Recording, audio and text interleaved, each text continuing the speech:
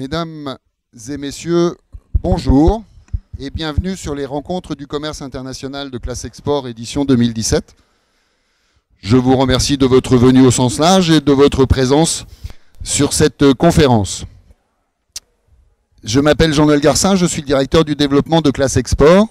Je suis entouré à ma droite de Nicolas Stockel, AD Invest, René Gaucher, délégué BPI France, et Florence Loger, responsable de l'ingénierie financière chez Classe Export.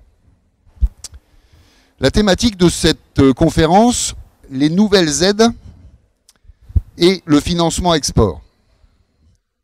Il y a deux manières d'aborder le sujet, soit de manière très doctorale, dans ces cas-là vous allez écouter religieusement, soit on va essayer de le faire, me semble-t-il, d'une manière plus pratico-pratique et de partir d'exemples concrets. Dans la salle, je pense qu'il y a des chefs d'entreprise, des responsables export.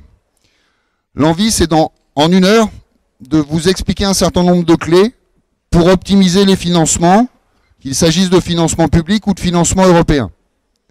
En une heure, on ne va pas rentrer dans les détails. L'ensemble des interlocuteurs qui sont à ma droite et à ma gauche ont des stands. Il est tout à fait susceptible, et je l'espère intéressant pour vous, de les rencontrer à l'issue de cette intervention. Je rentre dans le vif du sujet parce que en une heure, ou un peu moins, j'aimerais vous trouver le maximum d'argent. Pas obligatoirement le maximum de son, mais au moins le maximum d'argent. Parce que Johnny étant décédé hier, on va essayer de ne pas totalement allumer le feu. Les nouvelles aides, ça veut dire quoi? Ça veut dire qu'il y en avait des anciennes et qu'il y en a des nouvelles. Vous faites bien d'être là aujourd'hui parce que je pense qu'il va y avoir un certain nombre d'effets d'annonce. Donc vous serez les premiers, je l'espère, à en profiter. Je vous ai dit que je n'allais pas être doctoral, et là pour l'instant je le suis, donc je vais changer de registre. Je suis une PME, même pas, je vais commencer par plus petit. Je suis une TPE. Je fais 400 000 € de chiffre d'affaires, et c'est très bien, il n'y a aucune critique là-dessus. J'ai envie de me développer à l'international, j'ai des fonds propres relativement limités, logique, et je n'ai pas encore un résultat d'exploitation qui soit retentissant. C'est le cas de beaucoup d'entreprises. On ne va pas les laisser de côté. On est dans une nation aujourd'hui d'entrepreneurs, il n'y a pas de raison de les laisser sur le bord de la route. À partir de là, je me tourne vers BPI et je demande à BPI, vous monsieur, avec les deniers publics, est-ce que vous êtes susceptible de m'apporter des choses pour aider et sécuriser mon développement à l'international? Je le répète, je suis une TPE. Est-ce qu'avec l'État, je peux me permettre d'aller plus loin et de, surtout, c'est important, de minimiser mon risque? Allô, bonjour. Je ne sais pas si vous m'entendez. Si, c'est parfait. Non, visiblement pas. Là, c'est mieux. Voilà, parfait. Bonjour à tous. Donc, je suis René Gaucher, délégué international à la direction régionale BPI France à Lyon.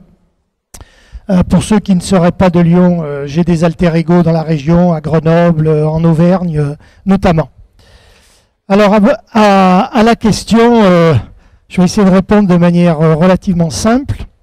Une TPE effectivement qui aujourd'hui va à l'international et qui est donc TPE, c'est-à-dire small, on va le dire comme ça, petite, et qui va pour la première fois d'une manière générale, hein, c'est plutôt ça dans la TPE. Chez BPI France, aujourd'hui, il existe deux possibilités pour accompagner cette entreprise. La première, c'est ce qu'on va appeler l'A3P, l'assurance prospection premier pas, qui est un produit d'assurance dans la gamme BPI France, et pour être très transparent avec vous, qui est un produit qui, depuis le 1er janvier 2017, est dans la gamme BPI France, suite à l'arrivée au sein du groupe BPI France des garanties publiques de la COFAS, qui, comme vous le savez peut-être, ont été transférés chez BPI France à l'initiative des pouvoirs publics depuis le 1er janvier 2017. Donc je fais juste un mot là-dessus. Ces dispositifs de garantie publique que la COFAS gérait avant ont été intégrés dans le groupe BPI France au travers d'une filiale qui s'appelle désormais BPI France Assurance Export.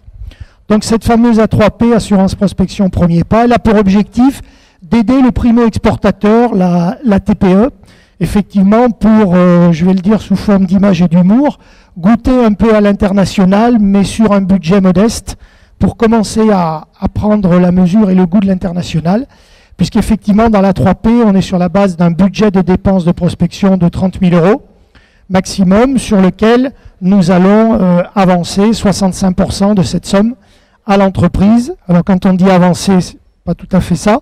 Allô? Donc, effectivement, 19 500 €, 65% de 30 000. Cet A3P est un produit très simple, hein, puisqu'il se renseigne en ligne. Il y a une demande et elle est décidée en 48-72 heures.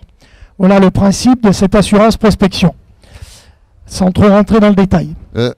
L'argent, les 19 500 €, parce que quand on a une TPE, la trésor, c'est relativement important. Oui. Excusez-moi d'être trivial, je les touche quand? Alors, sur la 3P, vous allez toucher les 19 500 € a posteriori, mais il existe effectivement un dispositif, un double dispositif qui peut permettre d'avoir le cash immédiatement, soit au travers, sans trop rentrer dans le détail, d'une procédure avec les banques qui permettent d'avoir l'avance, soit au travers, pour un certain nombre d'entreprises, et c'est le cas de ces petites, d'avoir une partie de l'avance dès le départ si l'entreprise est en dessous d'un seuil de chiffre d'affaires. Donc il y a la possibilité d'avoir le cash en amont et non pas plus tard. Alors, ça, pour moi, c'était ce qu'il y avait. Est-ce qu'il y a des nouveautés? Et j'attends mon effet d'annonce, mais je ne suis pas sûr de moi, sur cette assurance prospection premier pas. Alors, l'intégration des garanties publiques de la COFAS au sein de BPI France avait pour objectif de créer un continuum complet d'accompagnement à l'international pour les entreprises, de la phase de prospection, vendre à l'étranger, investir, s'implanter. Donc aujourd'hui, on a un continuum de dispositifs et une des missions de cette intégration, c'était également de simplifier un peu les dispositifs de l'assurance, également de les décentraliser un peu plus, puisque beaucoup de décisions étaient prises en centralisé national. Donc, bon, puisque vous voulez 2-3 news, allons-y dans les 2-3 news. Première chose sur l'assurance prospection premier pas à la 3P, il n'y aura pas de changement sur le dispositif, sur celui-ci, puisque c'est effectivement un petit dispositif ultra fluide, en ligne, sur des petits montants. Par contre, il va y avoir une modification très probable, très probable, sur l'assurance prospection, qui est un dispositif qui vient après la 3P sur des montants plus significatifs. Voilà, et cette assurance prospection, j'allais dire, les news, ça rentrait trop dans le détail parce que pour le moment, les choses ne sont pas encore tout à fait calées en interne avec les pouvoirs publics. Et pour tout vous dire, le produit est en test dans une région de France. Mais une des grandes modifications de l'assurance prospection, ça sera notamment que nous allons mettre à disposition, une fois accord sur l'assurance prospection, immédiatement, dès la signature du contrat, 50% du montant de l'avance. Ce qui n'était pas le cas avant, puisque c'était a posteriori. Donc tout de suite, il y aura 50% du montant qui sera mis à disposition. Ça, c'est un premier point. On va y revenir dans le deuxième cas de figure. D'accord. Donc premier point, assurance prospection premier pas, plutôt pour les petites sociétés. Oui. Madame Loger, vous qui accompagnez des PME ou des TPE tout au long de l'année, il y a des trucs à dire sur la 3P ou il n'y en a pas parce que c'est tellement simple qu'il n'y a pas de choses particulières?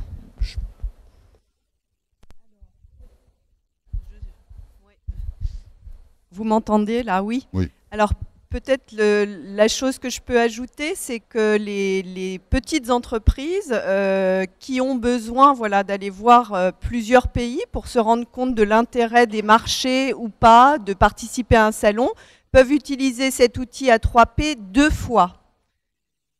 René Gaucher a parlé d'un budget qui est limité par dossier à 30 000 € maximum de dépenses.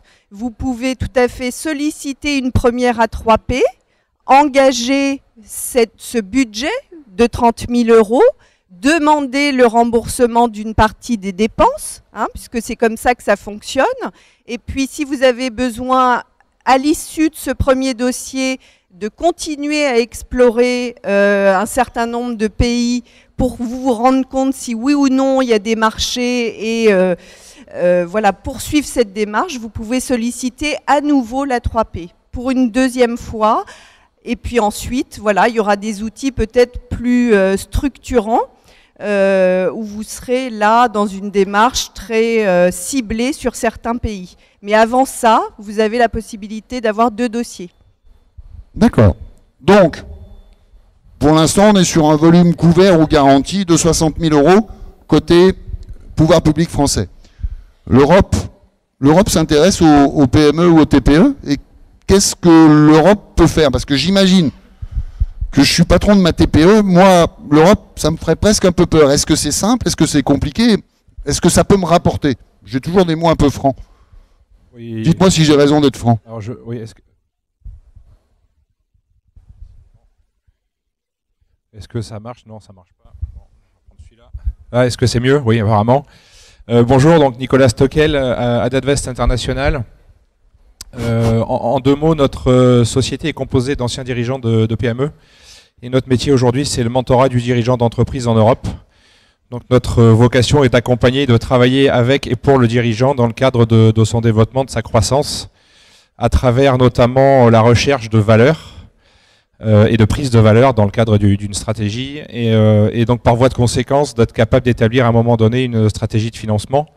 Et dans ce cadre-là, nous avons une expertise forte sur tout ce qui est financement européen. Ce que je peux dire aujourd'hui... Vous m'entendez encore, non? Oui, si, c'est bon.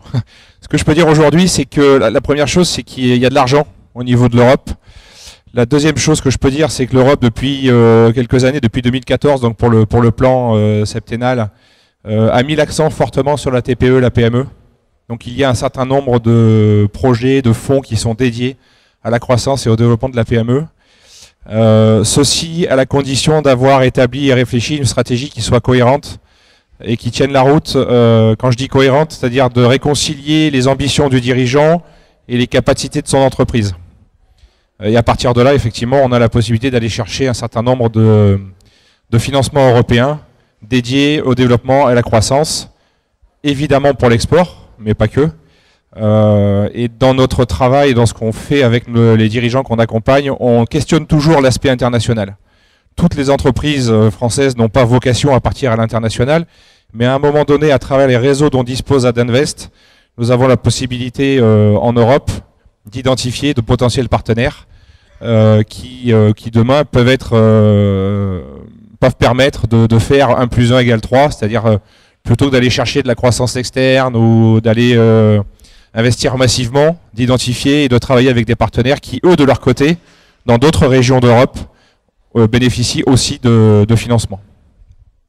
Et pour être très concret, est-ce que l'Europe est capable de me donner à moi, TPE, 50 000, 100 000, 200 000, je ne sais pas? Oui, tout à fait. Est-ce que c'est déjà me donner? Oui, alors voilà. Effectivement, c'est une précision importante. La plupart des financements européens se font sous la forme de subventions. Alors c'est ce qu'on appelle de l'avance non remboursable.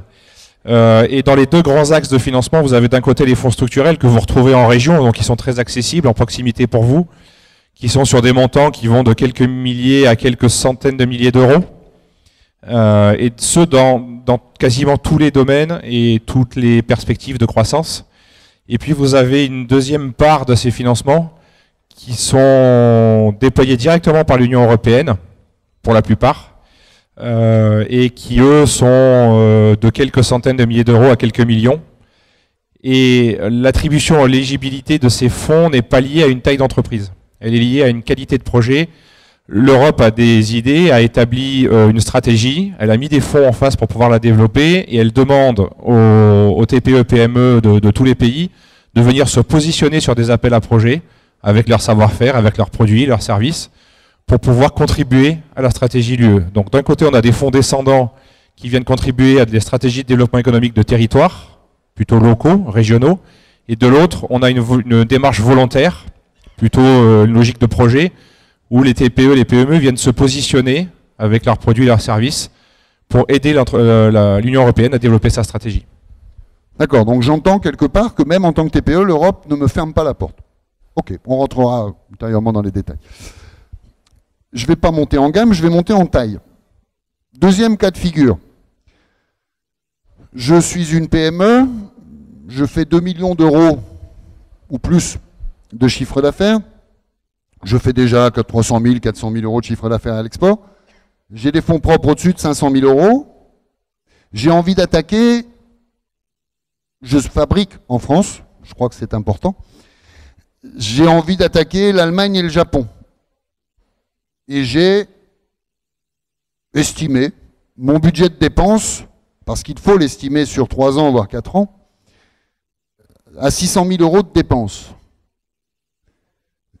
Est-ce que l'État, je reviens à BPI, est-ce que BPI peut m'aider, et je reviens à des mots importants dans votre esprit de chef d'entreprise, est-ce que BPI France peut m'aider à minorer le risque sur 600 000 € de dépenses?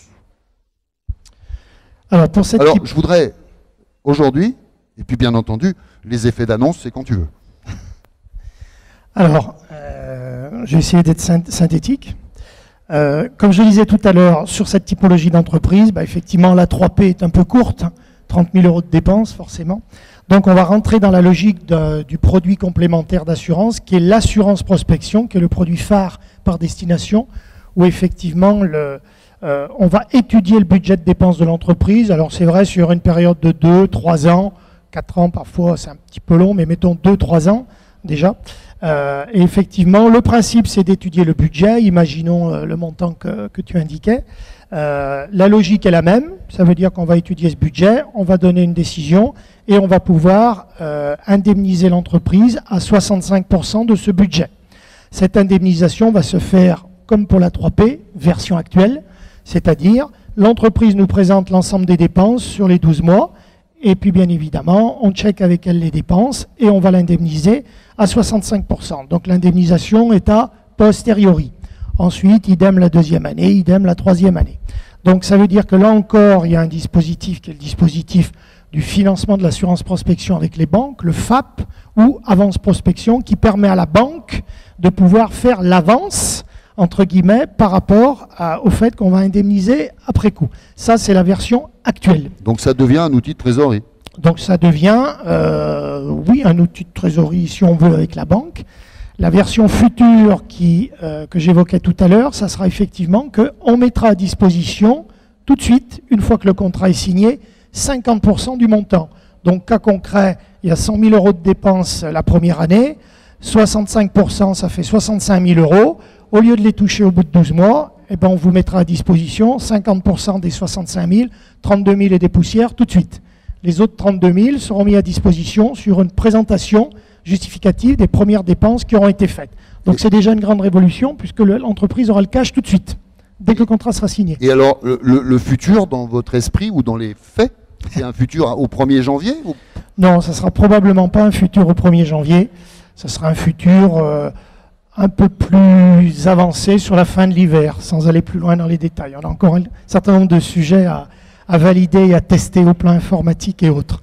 Mais voilà, globalement, c'est certain, on est sur le premier trimestre, quadrimestre 2018, très probablement. Pourquoi je suis prudent? Parce que ces dispositifs-là étant aussi liés à la puissance publique, il y a un certain nombre de sujets à valider avec les ministères, donc il y a un certain nombre de points à prendre. Et je dépose un dossier aujourd'hui? Oui. Il est traité, j'en sais rien, tout du moins vous me donnez une réponse. Combien de temps il faut pour me donner une réponse? Aujourd'hui, vous déposez une demande d'A3P ou d'assurance prospection. La demande d'A3P, elle est en ligne, elle est très rapide puisqu'en fait c'est 48 heures, la petite dépense de 30 000 €. Sur une assurance prospection classique, vous déposez aussi en ligne, le service instructeur va prendre le dossier et on va instruire, on va vous appeler parce que les montants sont plus conséquents, mais aujourd'hui on peut dire qu'en un petit mois, normalement tout ça est décidé. L'idée également, puisque vous voulez des news, l'idée également, c'est que les décisions sur ces assurances prospection soient largement décentralisées. Et sur 2018, puisqu'aujourd'hui il y a une partie des décisions qui sont centralisées à Paris, sur 2018, il y aura beaucoup plus de décentralisation des décisions, donc ça va permettre d'aller forcément aussi plus vite de ce point de vue-là. Quel que soit le montant demandé? Alors pas quel que soit le montant, on va dire grosso modo que jusqu'à 600 000 € de dépenses, voire 800, il y aura des choses qui se feront en région. Au-delà, il y a toujours la commission des garanties, mais tout ça est encore à préciser un peu. Donc ça, c'est un élément qui est relativement important. Puis il y a un dernier élément qui est important dans le nouveau produit, 50% cash, des décisions centralisées. Et aujourd'hui, sur l'assurance prospection, vous avez 2 périodes. La première période qui est dite période de garantie ou de prospection, vous dépensez, on indemnise. Et puis ensuite, la période dite de remboursement, où effectivement le chiffre d'affaires export est déclaré et on va rentrer dans la phase d'amortissement et de remboursement. Dans le nouveau produit, on va insérer au milieu une phase supplémentaire. Il y aura toujours cette phase de période de garantie et de prospection, mais ensuite on va faire une période de franchise de 2 ans, pendant lequel il ne se passera rien, on ne vous demandera rien. C'est pour permettre à l'entreprise d'avoir plus de temps pour développer son chiffre d'affaires export. Et après cette période de franchise de 2 ans, eh bien, on va rentrer dans la période de remboursement. Donc on laisse plus de temps à l'entreprise pour développer son chiffre d'affaires. Même si je fais du chiffre d'affaires en année 2? Alors si vous faites du chiffre d'affaires en année 2, bah forcément on va aussi recaler un petit peu les choses, ne serait-ce que par rapport au budget de dépenses. Mais ça c'est déjà le cas aujourd'hui, il n'y a pas de news là-dessus. La nouveauté c'est cash 50, tout de suite, c'est plus de décisions centralisées, et c'est la période de 2 ans de franchise entre la phase de prospection et la phase de remboursement pour donner un peu plus de temps. Voilà quelques news. Tout ça, c'est quelque part un contrat d'assurance. Tout à fait. Si vous élargissez avec cette franchise, quelque part, vous agrandissez le risque, vous Oui. augmentez la prime. À l'instant T, ça sera mon joker de la matinée, je ferai joker, mais a priori, c'est pas dans l'air du temps, mais joker quand même. D'accord, bon, mais mathématiquement, ça se tiendrait. Ou Ça dépend, financièrement, ça va dépendre. C'est pas D'accord, on va rester au joker pour l'instant. Par contre, indépendamment de l'assurance prospection, sur ce montant de dépenses significatives, vous savez que dans l'assurance prospection, on ne peut pas mettre toutes les dépenses. Certaines dépenses ne sont pas toujours éligibles. Donc il existe 2 autres dispositifs qui peuvent être complémentaires. Le premier, c'est le prêt croissance international, alors qu'il lui est dans une logique différente, puisque c'est un prêt, bien évidemment, qui est fait sur une durée de 5 ou 7 ans. Et on va pouvoir mettre dedans toutes les dépenses qui peuvent éventuellement être mises dans l'assurance prospection. C'est un prêt sans aucune garantie, donc forcément, comme il est sans garantie, il faut regarder un petit peu le business plan et la situation financière de l'entreprise. Aucune garantie, le chef d'entreprise ne va pas se retrouver avec une caution sur la tête et sa maison en suspens. Pas de garantie sur les actifs de l'entreprise, pas de caution personnelle. Le seul élément qui va être dans le contrat, ça va être une assurance décès sur la tête du chef d'entreprise, voilà, pour sécuriser ça. Et puis il y a un... Là aussi, vous êtes quand même des financiers, mais c'est logique. Le taux est plus conséquent qu'un taux classique? Alors le taux de ces prêts croissance est fonction, je dirais, du rating de l'entreprise et de la cotation Banque de France de l'entreprise. Ça, c'est les règles européennes qui s'imposent à nous. Donc effectivement, en fonction de la cotation Banque de France de l'entreprise, eh bien, il y a une grille de taux qui est appliquée. Et la décision d'octroi de ces prêts croissance est fonction, bien évidemment, de la taille du projet et de la situation financière et de rentabilité de l'entreprise pour voir si elle est en capacité d'assumer cet endettement. Si toutefois on n'est pas en capacité de faire ça, on peut utiliser un 3e produit qui va être à ce moment-là le fait que, éventuellement, une banque, la banque de l'entreprise, peut apporter du financement à l'entreprise et on apportera à la banque une garantie, cette fois, pas un prêt. On pourra garantir la banque jusqu'à 60% du montant de son crédit. Concrètement, la banque prête 100 000 € à l'entreprise, BPI France va prendre 60% du risque, c'est-à-dire 60 000 €, ce qui va aider la banque à prendre du risque. Et je reviens sur le prêt croissance international, autrement dit PCI. Montant possible? Ça va de très bas à très haut? Ça va de très bas à très haut, puisqu'on va démarrer à 30 000 € et on va monter jusqu'à 5 millions d'euros. La fourchette est intéressante. Madame Loger, je reviens vers vous, parce que l'aspect pratique, et je vais être là aussi trivial, les bêtises que vous rencontrez quand un chef d'entreprise tout seul monte son dossier. Bon, vous avez 3 minutes, pas une demi-heure. Oui. Donc les bêtises essentielles qu'il ne faut pas faire. Alors, bon, je le dis très souvent, et ça paraît un peu idiot comme ça, mais l'aide ne fait jamais le projet. C'est-à-dire qu'il faut déjà vous poser la question de ce que vous voulez faire et où et comment. D'ailleurs, les financeurs vous poseront la question, donc il faut être capable de leur donner les réponses. Pourquoi c'est important d'anticiper tout ça? C'est aussi pour vous. Moi, je rencontre beaucoup de chefs d'entreprise qui, très souvent, se disent qu'ils vont avoir le temps de faire tout ce qu'ils ont prévu. C'est très compliqué. Moi, je suis des chefs d'entreprise qui font des milliards de choses et qui, lorsqu'il faut retourner dans un pays pour convaincre un distributeur potentiel que c'est avec lui qu'il faut signer, c'est très compliqué. Donc, d'abord anticiper, savoir exactement ce que vous voulez faire et avec quels moyens. Peut-être vous entourer, vraiment, c'est important. Il y a énormément d'acteurs qui peuvent vous faciliter la tâche, que ce soit sur concrètement chercher des partenaires commerciaux, mais aussi sur la réflexion en amont que vous devez avoir pour commencer une démarche. Et puis ensuite, peut-être pas sous-estimer ni le temps, ni les dépenses que ça va engager, cette démarche internationale. Je pense en particulier aux sociétés innovantes qui, effectivement, sont d'emblée sur des marchés internationaux, sur des niches. Bon, il faut quand même imaginer qu'il y aura un certain nombre de démarches, notamment réglementaires. Je pense au secteur de la santé, où il y a beaucoup de normes, d'enregistrements qui coûtent cher et qui sont à faire en amont des démarches, de la démarche de vente. Donc tout ça peut être financé par BPI par exemple, mais ça nécessite vraiment de la préparation. Et puis vraiment se dire que ça va prendre effectivement du temps, c'est un investissement en temps et c'est souvent plus de budget que prévu. Voilà, c'est ce que... Et puis peut-être pour rebondir, parce que on parle de temps, de chefs d'entreprise qui ont souvent des milliards de choses à faire. Il y a un moment où l'entreprise doit se structurer en recrutant du personnel.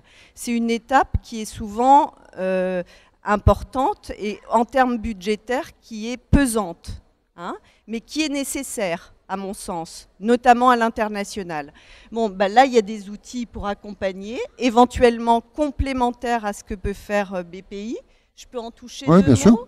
Oui, mais là, on est là pour parler d'argent. Voilà. Donc, combien si je recrute et comment ? Voilà, donc c'est un moment dans la vie de l'entreprise, lorsque vous recrutez du personnel, notamment à l'export, où il peut y avoir des aides complémentaires sous forme de crédit d'impôt, pourquoi pas de subventions. Donc il existe des choses, notamment au niveau de la région Rhône-Alpes. Il y a deux outils. Un outil qui s'appelle IDClick Stratégie, qui va permettre à l'entreprise de financer une partie du salaire de son premier cadre export. Et puis également, depuis très peu de temps, un accompagnement financier également lorsque vous recrutez des VIE, votre premier VIE. Donc pensez-y, quand vous êtes dans cette phase de recrutement, il y a aussi des choses. Et puis peut-être ça va changer l'an prochain, on ne sait pas, j'en parle quand même.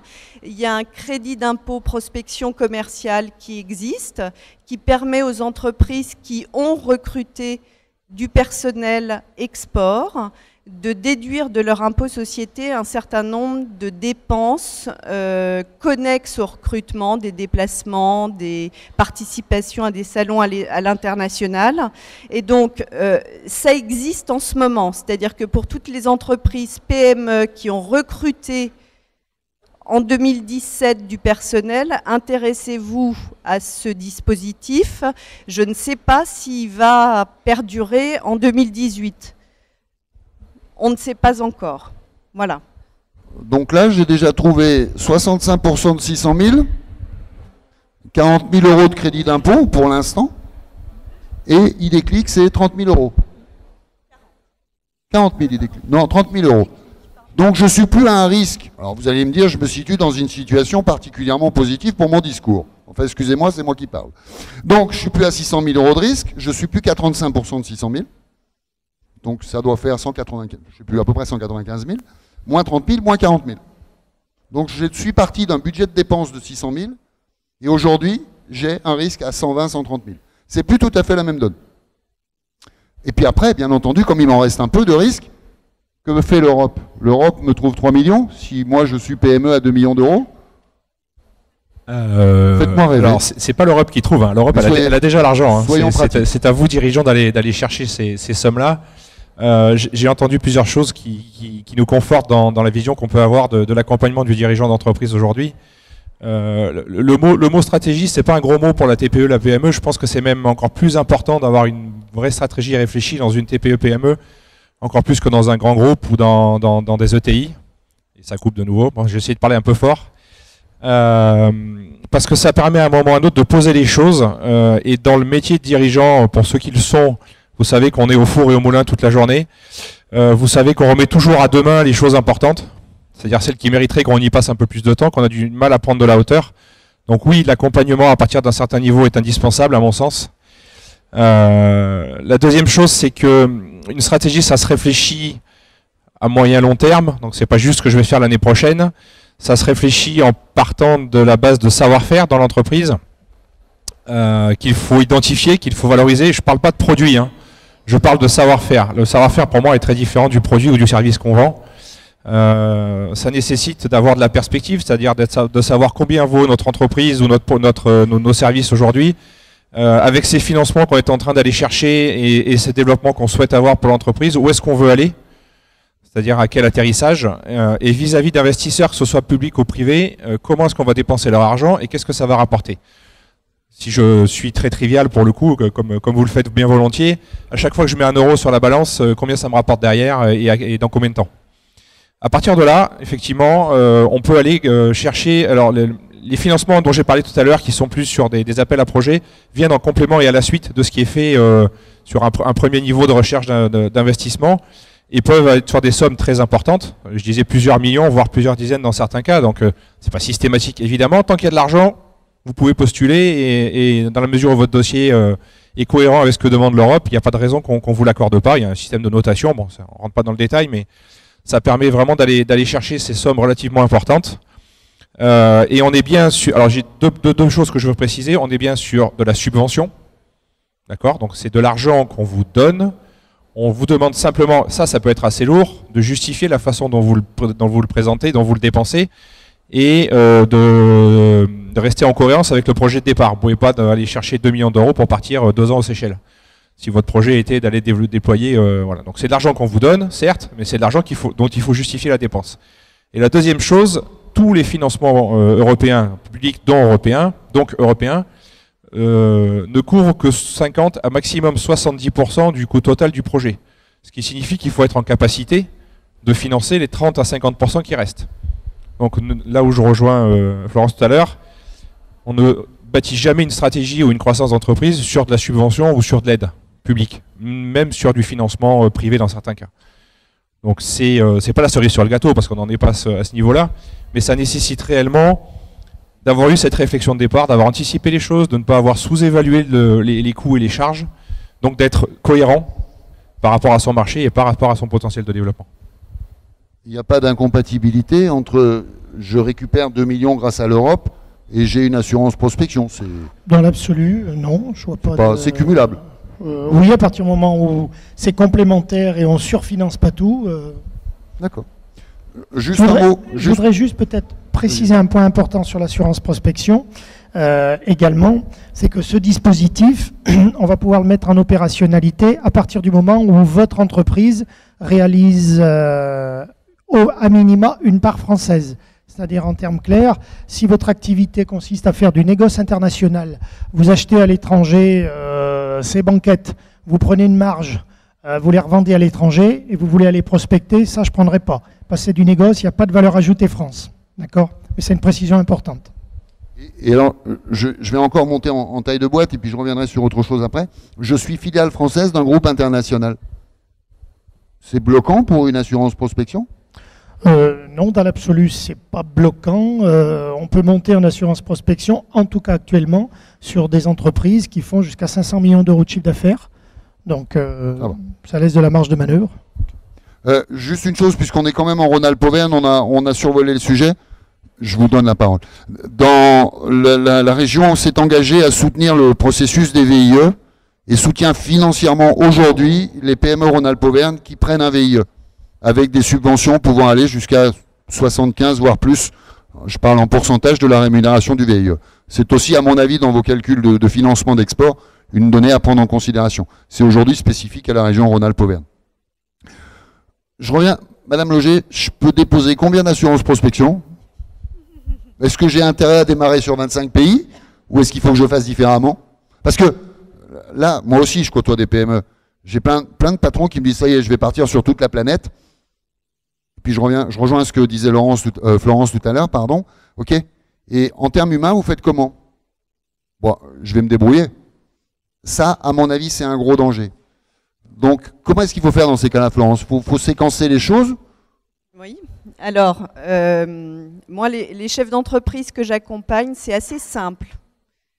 En général, je leur demande quels sont les pays cibles dans les 12 mois à venir. Quel est leur projet de prospection de nouveaux pays, voilà, sur l'année qui vient. Et en général, si ce sont des pays sur lesquels ils ont peu ou pas de chiffre d'affaires, mais une volonté vraiment d'y aller de manière importante, hein, d'investir du temps pour démarrer un chiffre d'affaires pérenne, à ce moment-là, le dossier d'assurance prospection qui sera déposé concernera ces pays qui vont être prospectés pendant 12 mois, dans lesquels, a priori, il y a du potentiel et sur lesquels il va bien y avoir des dépenses d'engagés. Si l'année suivante, il y a de nouvelles opportunités qui se dessinent, à ce moment-là, pourquoi pas déposer un nouveau dossier? Mais on regardera toujours ce qui s'est passé sur l'année écoulée. Si les pays du premier dossier ont bien été prospectés comme cela devait l'être, s'il y a toujours des potentiels. Et puis on remettra les choses à plat. Un dossier d'assurance prospection, pour moi, je travaille essentiellement avec des PME, c'est quand même très difficile de suivre, à mon sens, plus de 5-6 pays à la fois. Hein. Et encore, c'est beaucoup déjà. Donc, j'aurais plutôt tendance à dire, s'il y a effectivement beaucoup de pays qui vous intéressent, essayez de sélectionner les 2 ou 3 ou 4 qui vont nécessiter le plus d'investissement financier et puis sur lesquels vous avez le plus de potentiel, hein, là où les marchés sont les plus importants. Et là, ça vaut le coup, effectivement, de déposer un dossier. Je vais compléter un petit peu ce que dit Florence. Si vous venez me voir en disant je mets 4 pays des pays de l'Est, 4 en Asie, 3 en Amérique latine, 2 en Amérique du Nord, je ferme le dossier.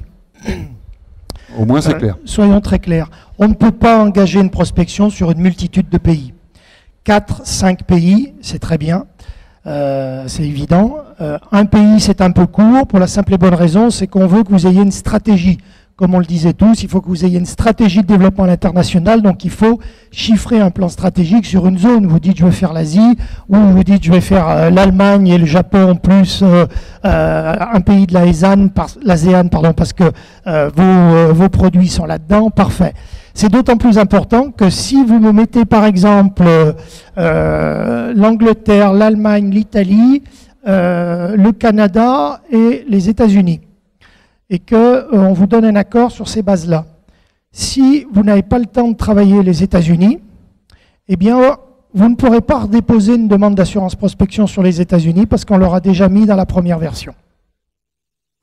Donc, il faut mettre un certain nombre de pays, il ne faut pas en mettre trop, et il faut bien, en interne de vos entreprises, vous mettre en ordre de bataille pour dire si je mets 5 pays, si je les mets dedans, je vais les travailler, mes 5 pays. Parce que si j'en travaille que 2, les 3 autres, c'est un coût pour rien. Et ça, c'est important. Et quelle que soit la zone, Europe ou hors-Europe, c'est potentiellement le même montant que vous êtes susceptible de m'allouer, appelons un chat un chat. Europe ou pas Europe, vous couvrez de la même manière en termes de montant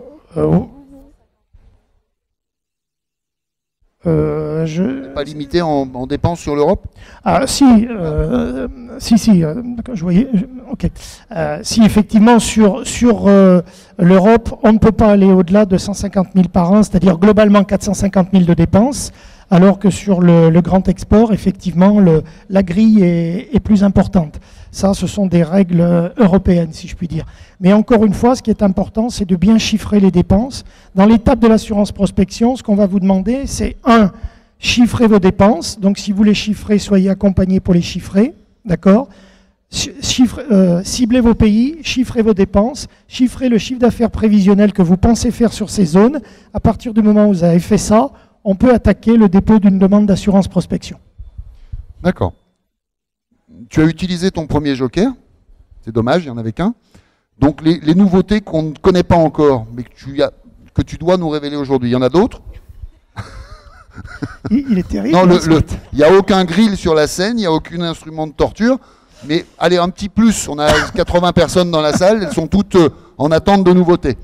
Oui, ça c'est le piège, je ne te l'avais pas dit que je la poserais. Oui, parce que celle-ci, tu me... Non, je ne l'avais pas dit, mais emporté par la foule, à mon avis... Je vois.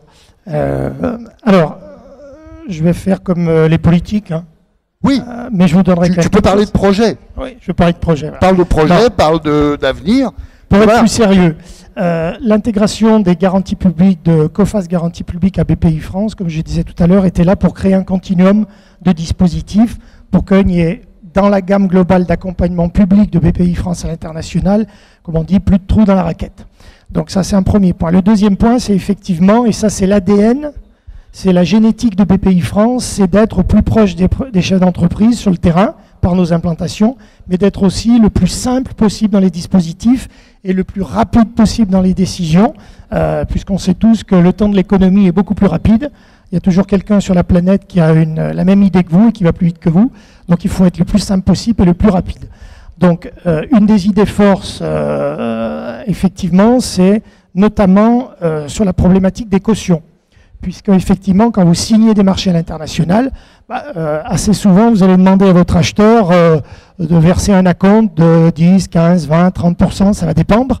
Hein, c'est pas toujours facile. Mais effectivement, l'acheteur, il vous connaît peu ou pas. Parfois, il va vous dire, je vais bien vous verser l'acompte, je vous fais un virement SWIFT, mais donnez-moi une garantie bancaire en face. Okay ? Donc, bien évidemment, la banque délivre cette garantie, c'est pas notre métier, mais la banque peut effectivement dire, je prends pas le risque tout seul. Et elle va venir nous chercher pour couvrir ce risque. On va nous apporter une garantie à la caution qu'émet la banque sur ses acomptes. Jusqu'à présent, ces décisions sur les lignes de garantie de caution étaient, dans 100% des cas, centralisées à Paris. En 2018, ce sera la dernière news de ce matin, en 2018, il y aura une très grande décentralisation de ces décisions pour qu'effectivement on puisse aller beaucoup plus vite. Parce que quand une entreprise décroche un marché, ça va vite, l'acompte va arriver vite, et quand l'entreprise appelle son banquier en disant « l'acompte va arriver, il me faut la caution tout de suite », si le banquier veut couvrir le risque avec nous, il nous appelle rapidement avec l'entreprise en disant « faut couvrir ». Donc il faut aller vite dans les décisions. Donc l'autre point qui est très important pour nous, pour que les marchés vous en signez de plus en plus et que ça aille vite sur ces sujets-là, c'est qu'on va décentraliser les décisions de garantie sur les cautions. Voilà, ça c'est une certitude sur 2018. Promis, j'arrête le grill. En synthèse, avant de vous laisser poser vos questions si vous le souhaitez, moi j'ai bien noté que ce n'était pas l'aide qui faisait le projet. J'ai bien noté qu'il y avait un certain nombre d'outils, alors susceptibles d'être accordés par BPI, par la région, par l'État, etc. Et j'ai surtout l'impression qu'il faut analyser ces dépenses non pas sur un plan vertical, mais sur un plan transversal. C'est-à-dire les poser et puis de se dire, une fois que j'ai mon budget de dépenses à l'idéal, comment est-ce que je peux couvrir? Ou comment je ne peux pas couvrir? Mais au moins le savoir avant de lancer les choses. Donc ayez, me semble-t-il, une vision transversale des différents financements publics, qu'il s'agisse de nationaux ou d'européens, avant de prendre une décision et d'aller dans telle ou telle direction. Je constate, et ça c'est à mon avis quand même la bonne nouvelle, c'est qu'il y a encore de l'argent et qu'on a envie, tout du moins il y a une dynamique française de l'État qui a envie d'accélérer les choses, et ça c'est très bien, et qu'il y a encore des fonds susceptibles d'aider les entreprises françaises pour leurs actions à l'international. J'espère qu'on n'a pas été trop doctoral. J'ai cru voir une question de la société Alpha Laval au premier rang. Monsieur Kawa, est-ce qu'on a un micro susceptible d'être dans la salle? Je sais pas. Oui, ça marche.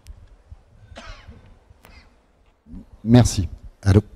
Pardon, c'est nécessaire, j'ai un problème de voix ce matin. Vous avez parlé pour les... Parlez bien près. Les filiales de grands groupes. Vous avez évoqué une limite de 500 millions d'euros de chiffre d'affaires. Ça concerne la filiale ou le groupe? Ça concerne la filiale. Et on parle d'un produit d'assurance, là. D'accord.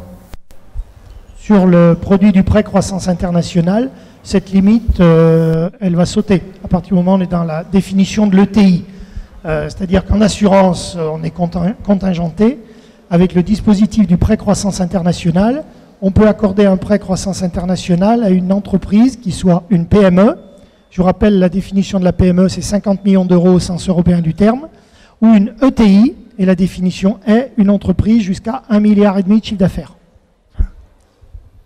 Vous parlez encore une fois du groupe ou de la filiale? Pardon? Pour les 1,5 milliard, vous parlez du On groupe? parle de la filiale. D'accord. Merci. Oui, bonjour, je suis en phase d'analyse d'une entreprise pour la reprendre. Cette société fait environ 600 000 euros de chiffre d'affaires avec une forte activité à l'export. Elle a bénéficié d'une assurance prospection et est en phase de remboursement sur un certain nombre de pays. Et donc, il est question qu'on relance, évidemment, si on la reprend, de relancer l'activité. Est-ce qu'on peut, sur ces pays, bénéficier d'un nouveau dispositif?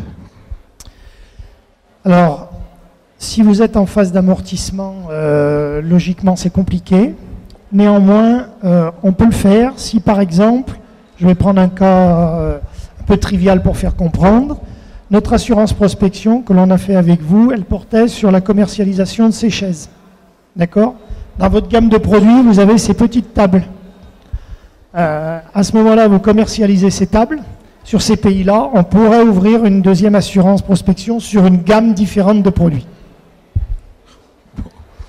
C'est un peu... Bonjour, est-ce que vous pouvez donner plus d'informations sur les conditions de IDClick pour les subventions de cadre à l'export, les embauches?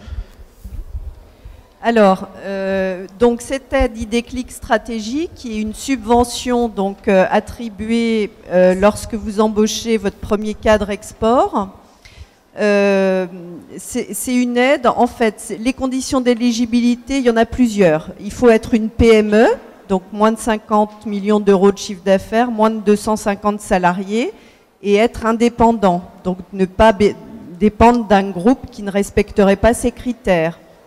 Il faut également avoir un dossier d'assurance prospection en cours. Hein, parce qu'effectivement, cette subvention, elle va couvrir le salaire de votre cadre en partie pendant 1 an, mais tout le reste, il faut pouvoir également le couvrir dans le cadre d'une assurance prospection. Et c'est un dispositif qui n'est ouvert que aux entreprises qui, au préalable, ont préparé leur stratégie et ont suivi un programme qui s'appelle Go Export auprès de l'une de ces chambres de commerce. Donc, très concrètement, si vous avez recruté un cadre export il y a 2 mois et que vous voulez bénéficier de l'outil, j'ai peur que ce soit trop tard.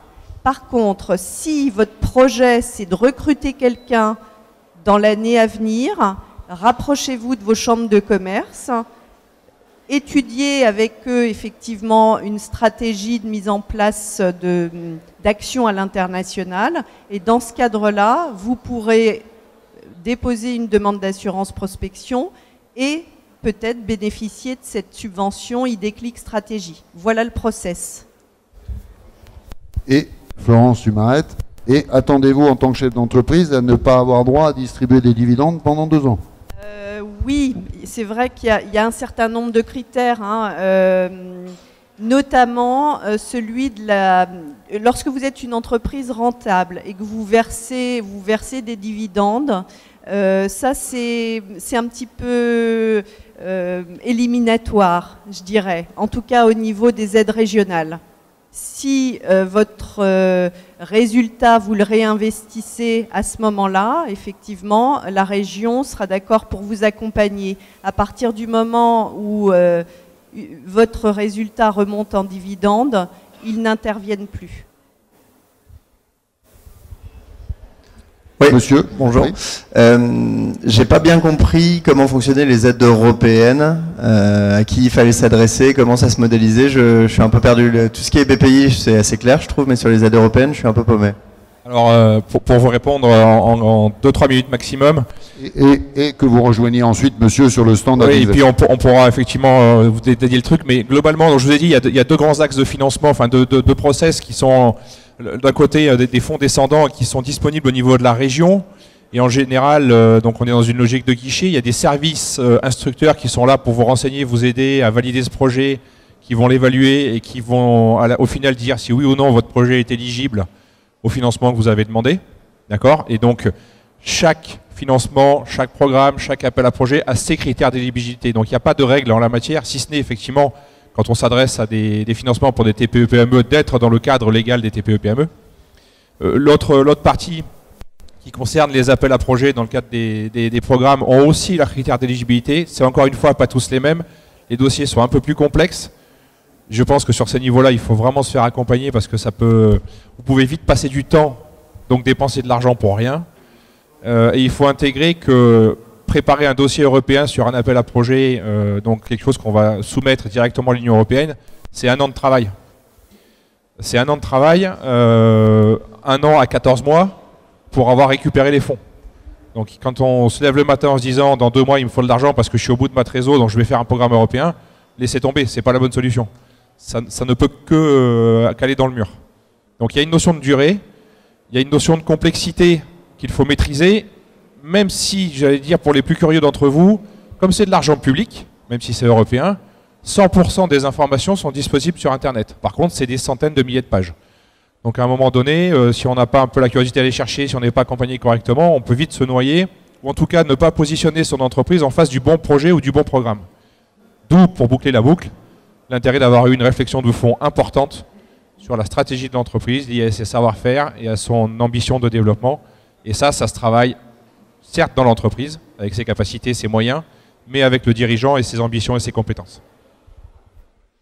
Je suis désolé, le temps d'antenne qui nous était alloué est clos à 8 secondes près. Je vous remercie en tous les cas de votre attention. Je répète, Florence, AD Invest et BPI, nous avons tous des stands à l'étage au-dessus. Et bien entendu, nous vous y recevrons avec le plus grand plaisir. Merci de votre attention. À bientôt. Au revoir. Merci à vous.